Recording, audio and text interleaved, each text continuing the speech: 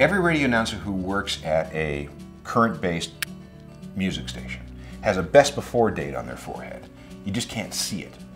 At some point, you're going to become too old, too expensive, too something, and you don't have a whole lot of portable skills, so when you find yourself out of work, which radio people inevitably do, what are you going to do?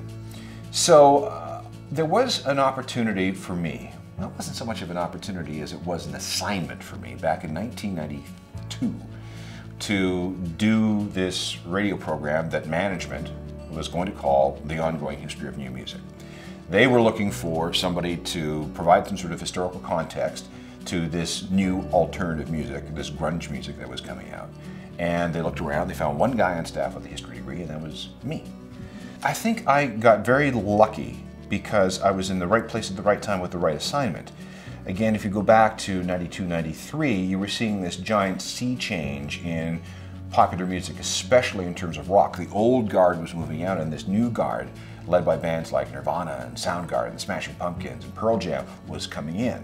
I just developed this reputation as the music nerd, which, by the way, turned out to be rather timeless. That best before date disappeared from my forehead because I had something that was not, I was doing something that wasn't necessarily stale dated.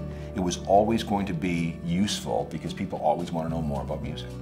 I honestly believe that whenever you're doing anything, that he who dies with the most stories wins. That's my motivation for everything. I got a couple of great interview stories. The first one is with David Bowie. He was in his Tin Machine years, and it was at the Masonic Temple downtown Toronto. And for whatever reason, the interview was going to take place in the basement. The basement was a big square room, and they could put two chairs anywhere in the room, but they chose to put them right in the center of the room at the intersection of some sort of weird Masonic symbols on the floor. So fine, I'm setting everything up with my cassette player, and I feel a tap on my shoulder, and I see a hand come down in front of me, and I look up and, hello, I'm David. Yeah, no kidding.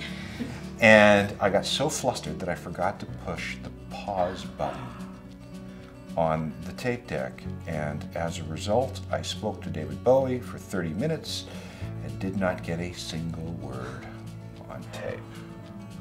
So that was a bad one. I'm Alan Cross, and you're watching The Experts on JUNO TV.